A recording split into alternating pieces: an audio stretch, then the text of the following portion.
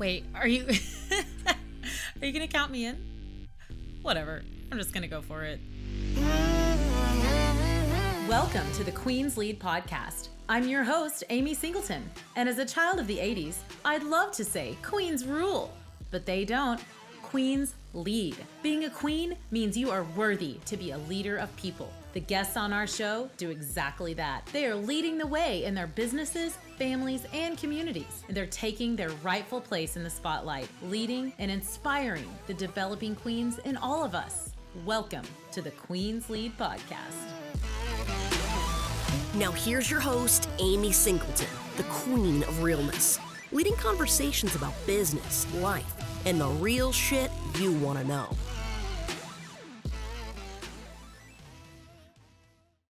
All right, everybody, welcome back to another episode of the Queen's Lead podcast. Today's guest is an absolute powerhouse in leadership and self-development.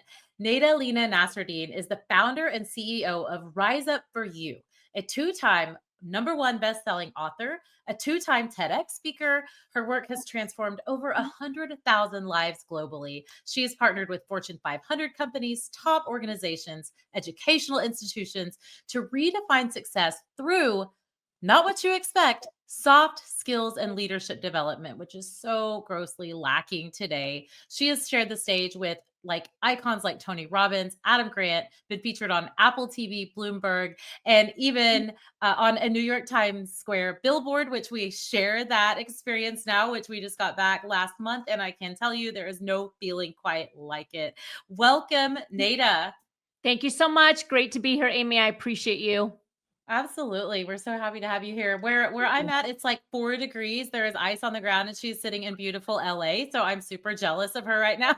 Better than LA, Amy. I'm in Las Vegas. Oh, you're in Las Vegas right now. Okay. Yes. I love it. All right. Well, congratulations on all of your amazing accomplishments. I see your books there behind you. Thank you. Tell us a little bit about my favorite question to ask people, because I just started to notice after 130 episodes or however many, that so many of us are doing the things that we should have been doing when we were little girls. So I really love to hear, what were you like as a little girl? Yeah, I love that question. Thank you. It's interesting because I look back at my childhood now, and there is obviously a lot that has changed within me, but there's a lot of things that haven't changed that when I look back, I'm like, wow, I've always kind of had that quality. So the Yeah. little girl in me was a confident little girl, Middle Eastern. Both of my parents were Lebanese, and my parents, they created a home of a lot of love and a lot of self-confidence and like all the goods that you hope your parents will give you. And so my brothers and I lived a beautiful life growing up as children. We weren't rich. We didn't have a ton of money. There were times where we were like barely surviving. But as kids, we've always had stable parents that were very loving. They were very kind. They taught us to love ourselves. And Wow. so the Nada as a little girl and growing up was a confident Nada that just was like, I'm going to kind of do whatever I want, whatever my heart desires, I'm going to do. When I was in high school, I wanted to sing. I joined choir. I wanted to be a cheerleader. I tried out for the cheer team. I wanted to be on student council. I applied to be in student council. And a big part of that was because of my parents. But let's not forget that I had 2 brothers. And so I had a lot of WWF moves at the time. It was called WWF. I had a lot of sharpshooters on me and a lot of like pile drivers from my brother. So let me just tell you that. So you were confident but tough. Yes, they helped me get there. That's amazing. That's not exactly the experience that every child has, especially, coming from immigrant parents who were probably really stressed out in trying to make their way in the United States. Yes, very stressed out. You're absolutely right. Both of my parents were Lebanese, but my mom was born here. But she didn't go on, she didn't have a 4-year university degree. She didn't go on to do that. She met my dad. My dad was born overseas. He came to this country with $20. And both of them together, they really loved each other, but they struggled. They struggled to build a life for 3 kids. They struggled to raise 3 kids that were so culturally connected, but in an American culture, so there was definitely challenges that they had to go through. But My dad had a lot of stress. My mom had a lot of stress, and I think it really impacted their health as well. Yeah. Wow. What kind of work did your folks do? So it's interesting. My dad was actually an engineer. And so some of you that are listening, you might be able to resonate with this. My dad was an engineer overseas before he moved to America. Hmm. And when he moved to America to continue to pursue that career, his credentials did not align with American credentials. Yeah. So all of his hard work being an engineer, he used to work in Saudi Arabia and whatnot. When he came here, he basically had to start from scratch. So he just kind of did what he could. He started in real estate, like the grind of real estate back then, and that's not easy, as you know.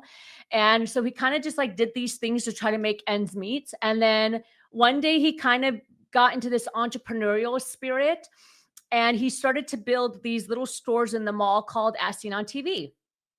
So Okay. for anyone, yeah, so for anyone that's into Yeah. the infomercials that were like midnight, 1 a.m., 2 a.m. with the super slicer and like all those things, Yeah. my dad created a couple stores within the mall. We had like anywhere between like 2 to 4 stores within the mall that had these products. My mom was a stay-at-home mom the majority of us growing up, which I totally loved and appreciated. And then when he opened the stores, she started to help him do that.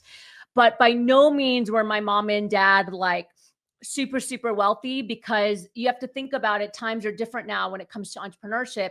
They had brick and mortar stores that were Yeah. super expensive in a mall, right? Like anyone that has a store in the mall, you're spending thousands and thousands of dollars every month just to have this space. Then, not to mention all the products that you are buying to just sit in the store, which you don't know if they're going to sell or not sell. And so it was always a struggle for my parents. There were times where they did really, really good during the holidays, and there were times where we were negative, negative, negative, and we had to Yeah. shut down some stores. Yeah. So I can tell my dad had an entrepreneurial spirit, but I think that the skill of entrepreneurship was hard for him to like really develop and understand.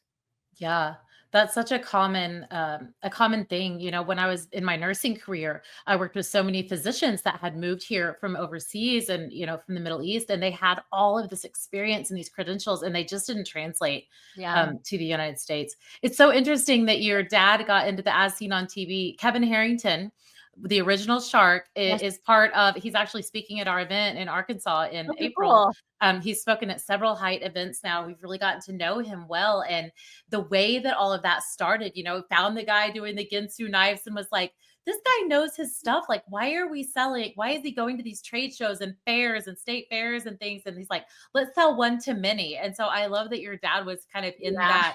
in that craze of like selling all these interesting new products that really just didn't have an opportunity otherwise to get in front of people. It was such Yeah. an incredible opportunity for so many people. Yeah. Yeah. Wow. And it was exciting. It was always, people would always come in and be like, oh my gosh, there's a store. It's like, yeah. Yeah. Yeah. Yeah. I don't actually have to call the 1-800 number to get these Correct. things. That's so Yes. funny. I Yes. love it.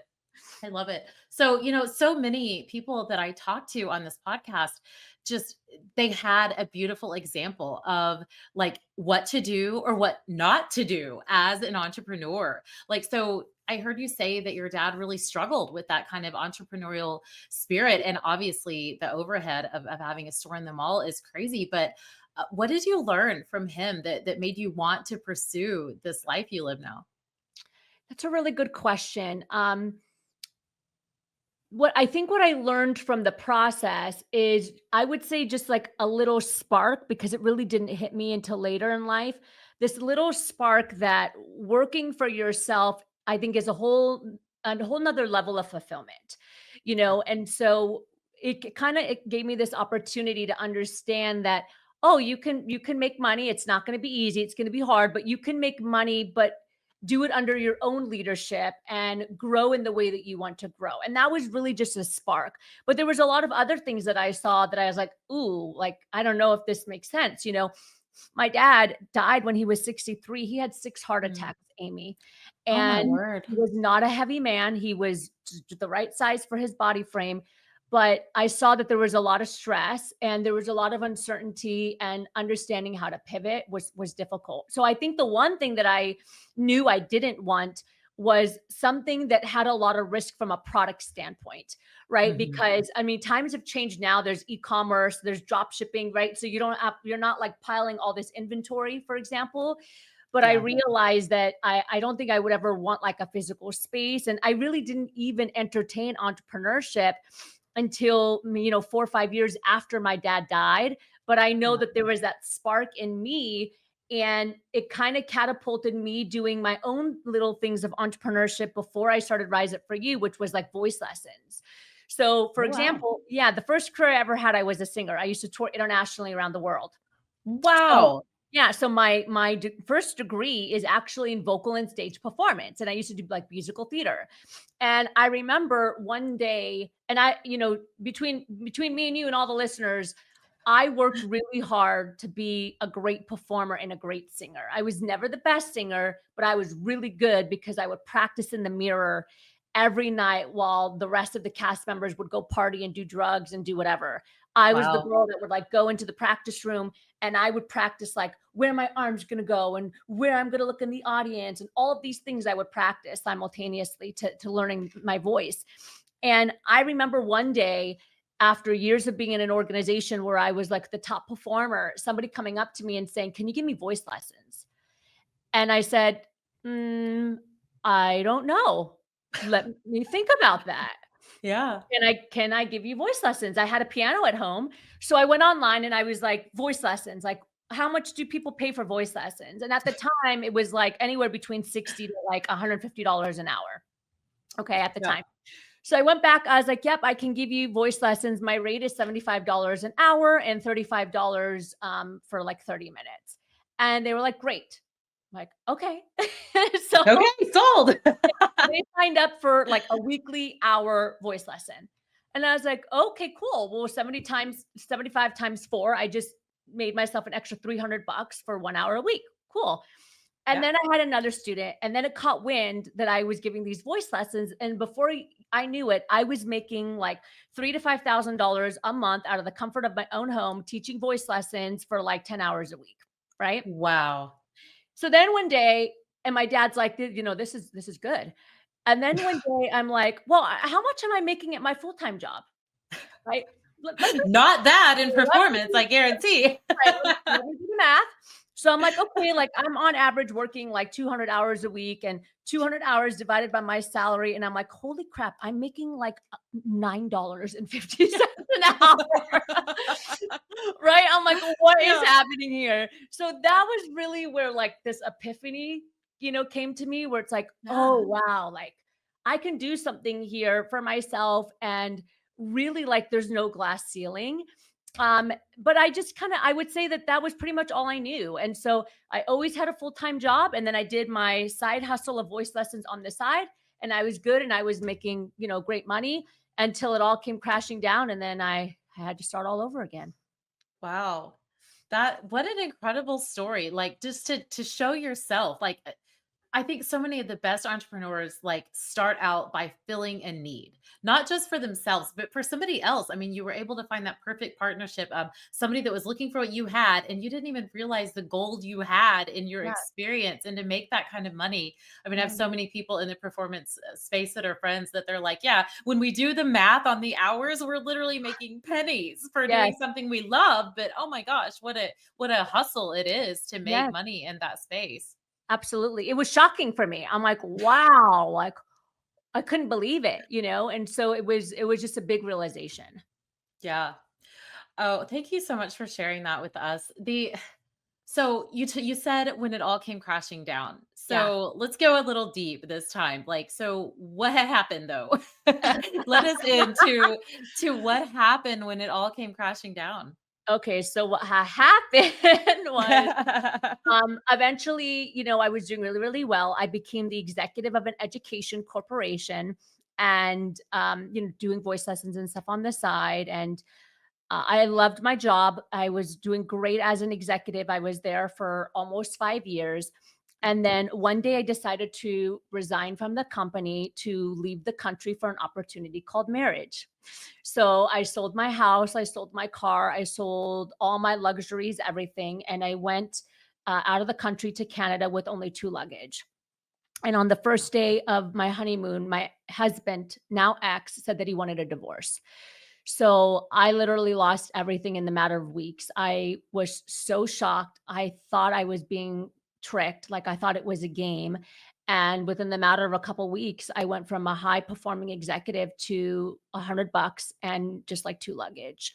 So I got back on a plane and I'm crying, I'm bawling, I'm confused, I'm very embarrassed because Yeah. I've always been a high performer, whether I was in the entertainment performance space or as an executive. And so I felt embarrassed that how does an educated woman, right, end up in this position? And I'm Yeah. sure any of you that are listening, you've been there at some point where you're like, how the heck did I get here?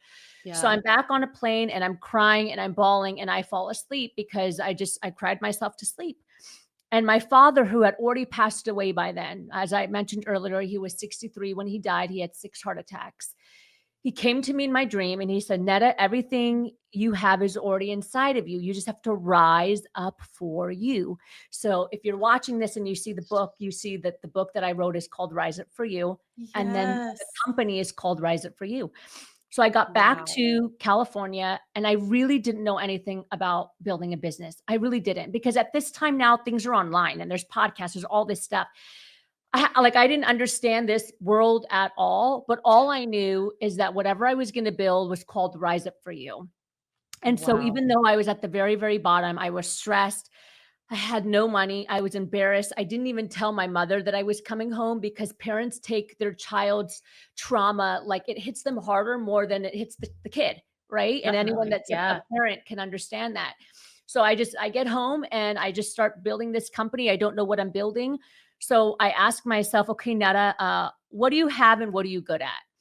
And a lot of my friends have told me, well, you're always good at you're really good with confidence and you're always good with pushing my potential. Like even when I was a performer, I used to sit by the other performers and whisper in their ear, like, you can do this, you got this, like, try this.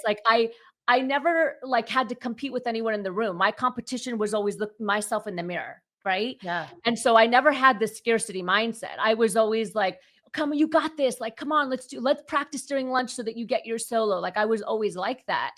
And so when push came to shove, a lot of my friends were like, this is what you're really good at. And you're also really good at teaching. So I'm like, okay, well, I'm not afraid of the microphone because I used to be a performer. Yeah. I know I have self-confidence because my parents gave that to me, even though I was feeling really low in the moment. And I love growth. I love growth for myself and I love growth for other people to be their best. So I started just with a podcast. Don't know anything about podcasting. Yeah. Don't know like how to build a website, nothing. But I'm like, well, I know this, so let me just try this. And so I started building this podcast. Today we have like over 600 episodes. And 3 months later, my second parent, my mother was diagnosed with stage 4 cancer out of nowhere. We've Mm. never had cancer in the family before. And I built Rise Up for You out of a hospital. I took showers at the 24-hour fitness and I would go back across the street to the hospital, open up the laptop. How do you build a business? What do people need in the world? Who's Tony Robbins? And yeah, right. Yeah. Right. I had no idea. Like this whole world was totally new to me. Yeah. And 9 months later, my mother died. And so I found Mm. myself at 31 years old, broken heart from the divorce, no money, completely stressed, and both of my parents had just passed away. Yeah. And I remember I'm the only daughter in the family. I have 2 brothers, as I mentioned. And I remember cleaning out her closet and she left me, all of her clothes and jewelry. And I just started crying and I was like, this doesn't mean anything to me. But what I want to know is, what does it mean to build a life that you're proud of? And that's the only Mm. question that came to my mind, is what does it mean to build a life that you're proud of? And from that moment on, I just doubled down on Rise Up for You and using all of the skills that we teach today to companies and entrepreneurs around the world, with my self-confidence, with my belief in myself, with having good people around me, with my emotional and social intelligence and the soft skills. Today, we're in over 50 countries with our programming and messaging, and I have a team of about 20 people. And I speak all over the world around the work that we do with clients, everything from Fortune 5, big tech, big pharma, down to local nonprofits. And I'm Yeah. super grateful for it all. But I think what makes the company successful is that what we teach, we've done. Yeah. I've used these strategies, everything that I wrote in the book, I kept track of all the things that I did that helped me get back up on my feet. Wow. What an incredible come up story. I mean, rise up for you to have your father come to you in a dream like that. Just, I got complete chills when you said that. Wow.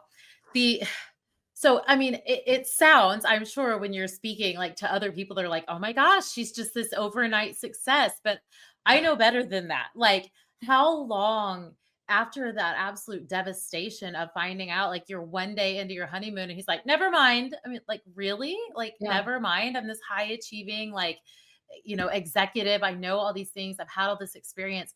How long was the time period between that moment and like what you saw as kind of your first major leap forward? That's a really good question. I'm glad you asked that. It took about 2.5 years. So Yeah. when I first started the company, I didn't know what I was doing. So really the first 2 years was just building a brand and understanding this new world and also healing, like moments of like complete depression with losing my parents and trying to figure out how to build a company and then also not be on the streets. My parents were very humble people, so they Yeah. didn't leave us any money. It wasn't like, I didn't have a savings of like, okay, my parents passed and now we get this insurance money. That wasn't our Yeah. story for my brothers and I. And my brothers and I were all young. And so we couldn't support one another. We kind of just all looked at each other and said, all right, are we ready? Like we got to do this. And so Yeah. it really took about 2.5 years to understand what was Rise It for you. And then like, what's the product that we're providing? Again, I started with the podcast and I was good on it, but it wasn't being monetized. And I was just educating and talking to amazing people.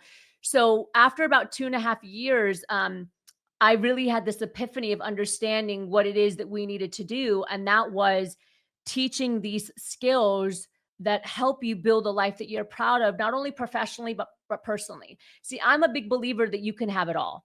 You can Yeah. be healthy, wealthy, sexy, happy, whatever you want. You can have an amazing career, make great money, make great impact, and be a great family, parent and spouse and whatever. You could have it all. You can be healthy, you can do it all. But how do you Yeah. get there, and what are the skills that help you get to that place in life? Most people, unfortunately, they are not living a life that they're proud of and they're not fulfilled. There might be areas that they're thriving in. Like, how many of us know the person that is booming in their career but they hate their life? Like, they don't have a good Yeah. relationship with their spouse or their kids, or they're severely overweight because they don't take care of their health, right? Or vice versa, the individual that loves their family and everything's going great, but they struggle financially. So we've all kind of seen it.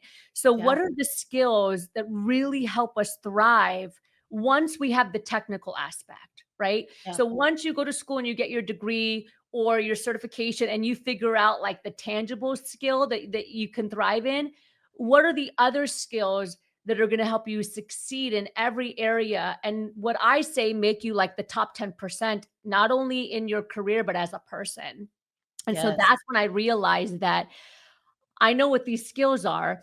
I've seen them as a performer. I've seen them as an executive. I've seen them in myself. And again, good at teaching, good at speaking. This is what it's going to be. And that's kind of how it happened. And after 2 years, it started to grow.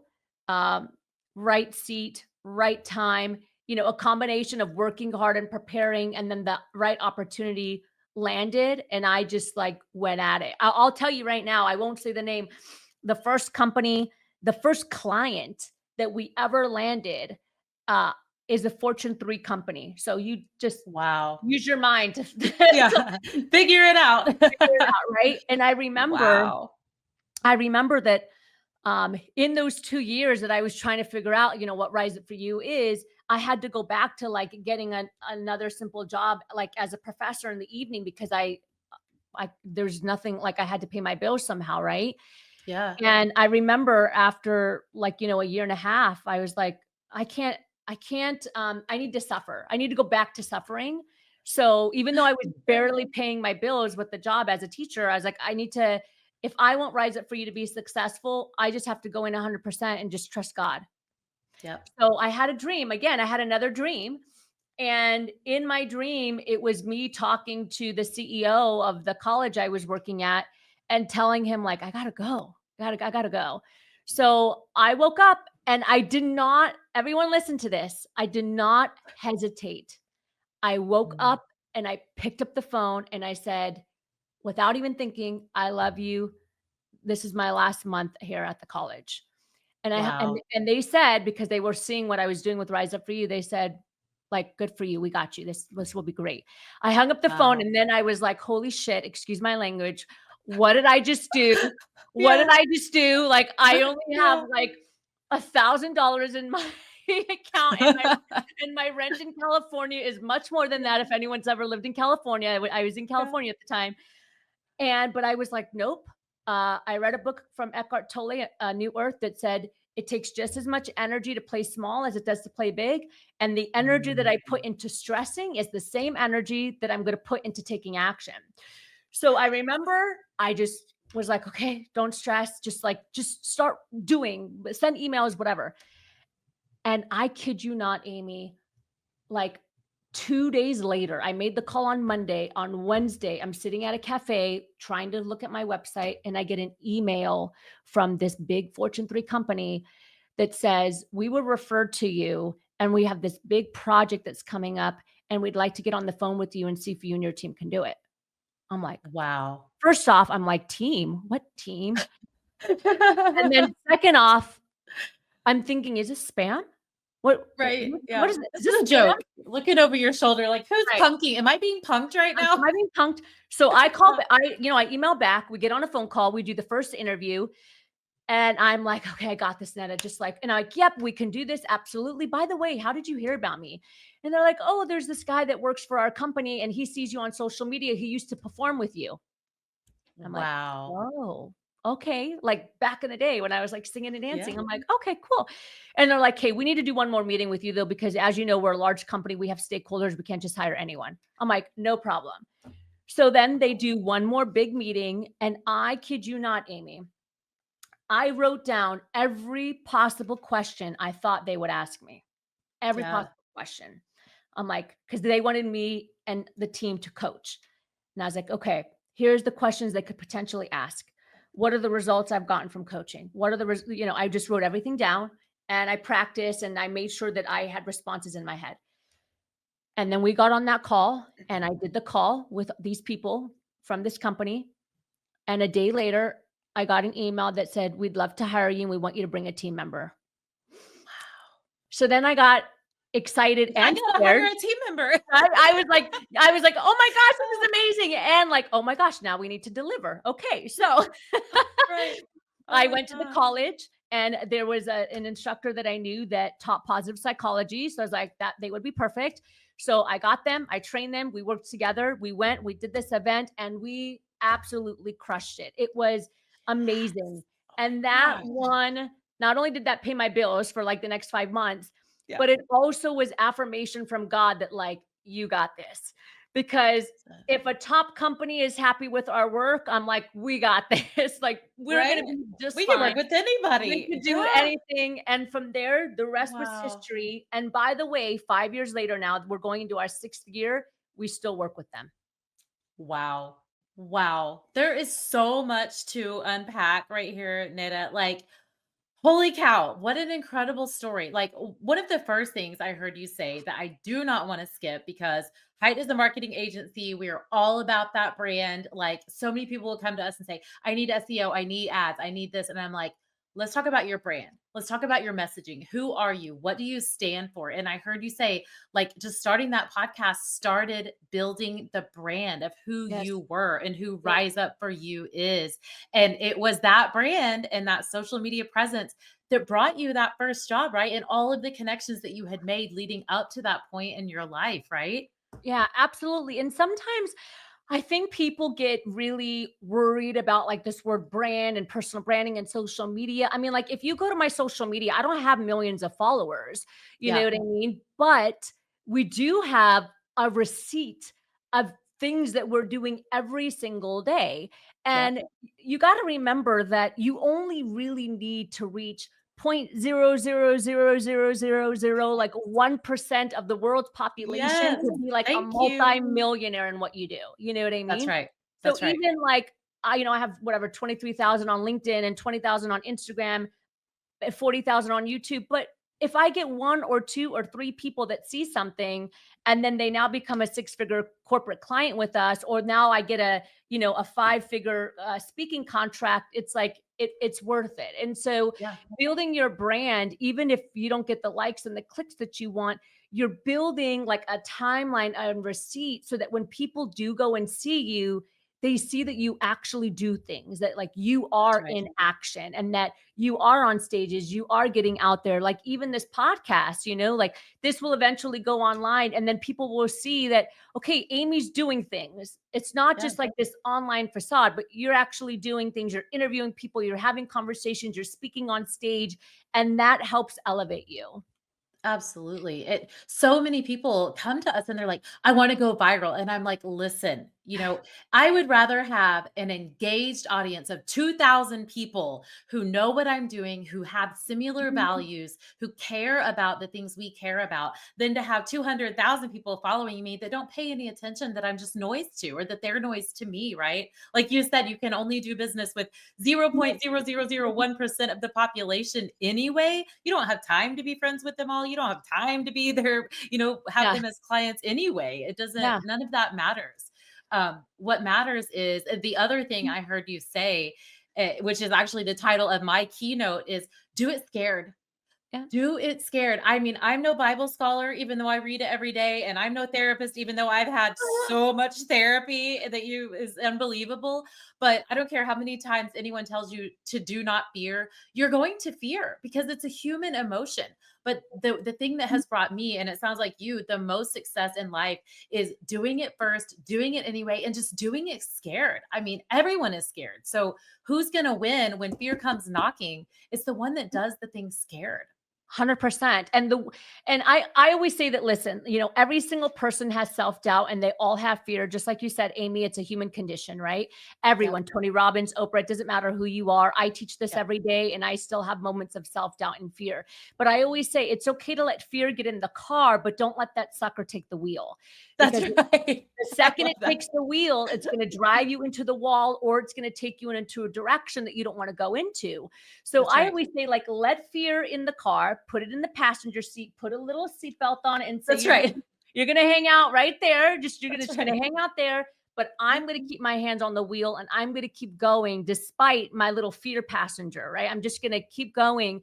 And Yes. you'll build more confidence doing that too. Because I always say that you actually crush your confidence when you don't take action because you lose respect for yourself, Ooh. right? Wow. You lose respect for yourself because you know deep down inside that like, you should do this, you got to do it. And every time you don't, you let yourself down. You break promises for yourself. I have Mm. more respect for myself when I push through fear. And if I fall on my face, I have more respect. I'm like, good job, Netta. Like you took one for the team. Like it's That's okay. right. Try it again, Yeah. than like not trying it all. And then, because then what happens? How many of us have been there? You don't do it. Then you leave the situation, whatever it is, raising your hand at a meeting, going to talk to that person that you wanted to meet, whatever you didn't do, you go back home and you're like, crap, I should have done that. Should have done Right? that. I Yeah. should, That's oh right. man, I should have done it and I didn't do it. And then you beat yourself up all night because you didn't take the action. That's right. And we're so afraid of what other people are going to think. I will never forget the moment that I have always been told I'm too much. Amy, you're too much. You're so much. You're out there. I'm normally wearing a bright red lip. Like I'm just like so much to deal with. And this tiny little riot of a woman I was so excited to meet I went up to her and I was like, "I'm so excited to meet you," and she said, she grabbed me by the shoulders and said, "I can tell that you've been told you're too much, but I am here to tell you that they're not enough for you and you keep taking the steps." And it was like something just opened up in me that I was like, I do have fear, but I'm going to do it scared anyway because it's when you become the fullness of yourself that people start to see you for the value that you can bring, and they are drawn to you when you're not plastic and you're not fake and you're just putting yourself out there in through that fear because it's so human and so relatable. Exactly. Well, and it gives people permission to be themselves, Yeah. because how many of us are walking around as people pleasers? Most of the time, we don't do things we Mhm. want to do because of other people that we think are going to judge us, right? That's right. So when you just show up authentically as yourself, as a learning, growing human being that's trying to make impact, I mean, Yeah. people are watching. People are watching, and you're either giving them permission to be like, okay, I can do this too, right? Yeah. Or you're empowering them to evolve. I mean, whatever it is a positive source and impact that we need more of. That's right. I'm always now, I'm the first to if we're in a group setting, like I'll do the karaoke first. I'll go on the zip line. Let me go first and be the one willing to look like an idiot. So everyone who's standing around twiddling their thumbs will go, okay, I really want to do this too, but I'm too afraid to go first, right? Exactly. Exactly. I So love I that. have to know, like, I can't believe this time has gone by so fast. I have to know, like, when you had the concept of Rise Up for You, come from your dad, what was it that shaped and molded what it was going to be? Was it your experience in theater? Was it your experience in corporate America that you saw? What helped you to come to knowing what need you were going to fill with this business? Yeah, I think that's a really good question. I think it was an accumulation of experiences, which is interesting because you don't know where your life is going to lead you. So now I look back and I'm like, okay, my first career, I was a performer, a singer, and a dancer. Yeah. Wow, how much is that serving me now? Right? Yeah. Because I'm always on stage or I'm Right. talking, communicating. And it Yes. also gave me a very high level of emotional intelligence because most of the tours that I did were overseas in different countries that didn't speak English. And Wow. so there was a level of communication and like the ability to read a room that I had to grow over time. Like I toured in Russia, I toured in Japan, I toured in all these Wow. places where when I stood on stage, I thought they don't understand one word I'm going to say. So what is going to be my segue to impact them? Like, how am I going to do that? So Mhm. that really helped. And then when I became the executive of an education corporation, because I realized that through singing, I really liked just evoking and influencing and creating an impact. And I loved teaching. And so I realized then that there were so many smart people. I became an executive when I was 27, Amy, and I had 200 people under me. Wow. And so I studied this. I'm like, why did I become an executive at 27 and I've only been in this company for 3 months? And there's people that Wow. have been here for like 8 to 10 years. How come I was chosen? Right. So I started to like Yeah. challenge the things that were happening for me.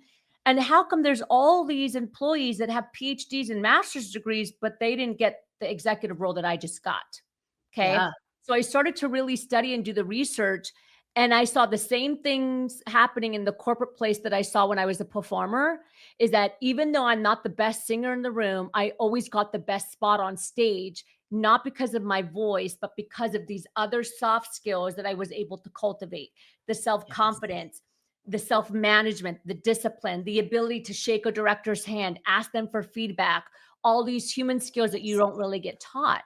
And when I was, transitioning into teaching at the college, I saw the same thing happening with these kids. Is like every year a new class of freshmen would come in, they would become more anxious, more depressed. They would rather Mhm. fail my class than raise their hand and ask a question because they didn't want to look dumb.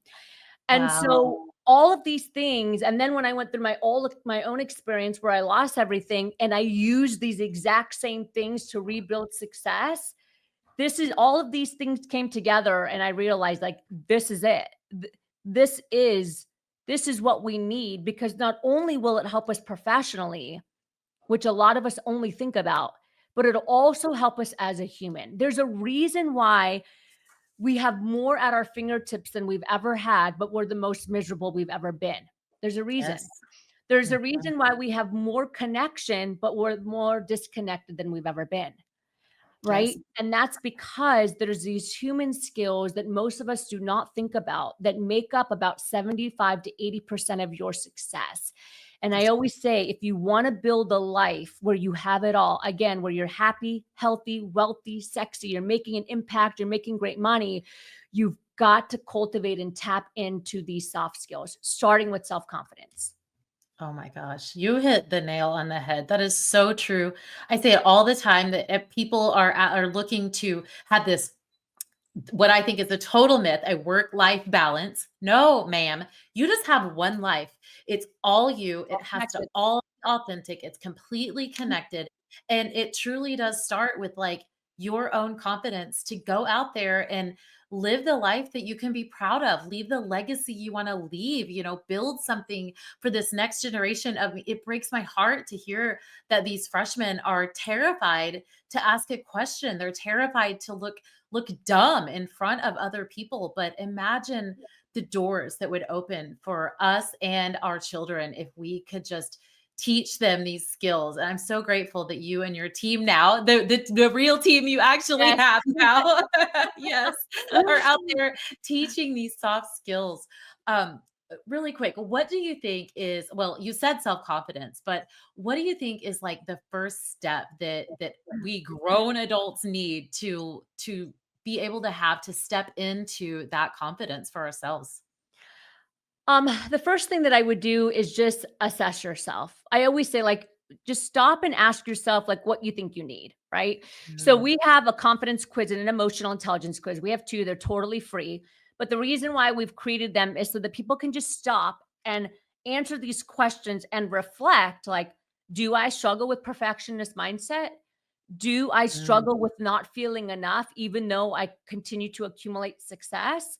Do I struggle with imposter syndrome? Like, start asking yourself these questions so that you can identify like what parts of self-confidence are struggling and why. A big area for self-confidence is setting healthy boundaries because there's a lot of people mm. pleasing. So I would say, like, start by assessing yourself. You can go to our website, it's totally free, riseupforyou.com. Click the free tab, and there's the two quizzes right there that you can take just to get the results of like what area should you start working on. And I would Yes. say start there because it's hard to change when you don't know where to change. Because it can feel Yes. very overwhelming to be like, I have to change everything. And it's like, no, you don't. Right. You just got to Yep. take one step at a time. I can tell you right now, for most people, when it comes to self confidence, healthy boundaries is one of the biggest area, coinciding with people pleasing. And Wow. so they're constantly like saying yes to things and other people, even though they don't have the energy or the capacity, or they take away from themselves. Yeah. And so it puts them in this space of burnout. It puts them in this space where they don't have like peace and silence with themselves. And like Yeah. they're running on autopilot. And so I can tell you now, most people really struggle with just being able to say no, thank you.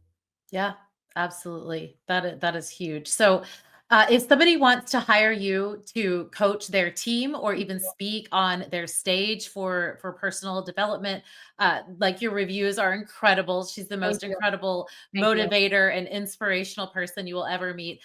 Where's the best place for them to go and check out those resources? Great question. Thank you. So the company is called Rise Up For You, completely spelled out, and it's on every single social media platform. And our website is the same. So we have the website, we're on YouTube, Instagram, LinkedIn. And then you can also connect with me, Nada Lena Nasserdeen. I know you'll put it in the show notes, Amy. And Absolutely. I run my own social media. So if you message me on LinkedIn or on Instagram, I will be the one to respond. My team runs the Rise Up For You accounts. But when it comes to Nada Lena Nasserdeen, you will get me right away and I will message you back. Awesome. Thank you so much for being my guest today. Everybody, go and check out that confidence quiz. Figure out, assess where you're at so that you can take the steps forward because, like she says, you can have it all. You really can be healthy, wealthy, sexy, free, confident, all of the things that you really want. It doesn't have to be one or the other. You just have one full life. So go and be the queen that you are. Thank you so much for being my guest. And thank you for being a queen that leads. The Queen's Lead podcast is recorded worldwide and produced by the kick-ass media team at the Height Digital home base in Nicaragua. Until our next episode, stay real, Queens, and go lead. Remember to tap that follow and leave your review. For freebies and more real, inspiring content you love, go to amysingleton.net and connect with Amy on our socials at The Real Amy Singleton. One more thing. This is the legal language, what my lawyer wrote and what I need to read to you. This podcast is presented for educational and entertainment purposes only. I am Amy Singleton, and I'm just your friend. Although I may speak to many on this show, I am not a psychotherapist, a business coach, a doctor, a CPA, a lawyer, or probably anyone who should be giving you professional advice. This podcast is not a substitute for a relationship with your doctor, coach, or any other licensed professional. Got it? Good. Now go be a queen and follow me at The Real Amy Singleton.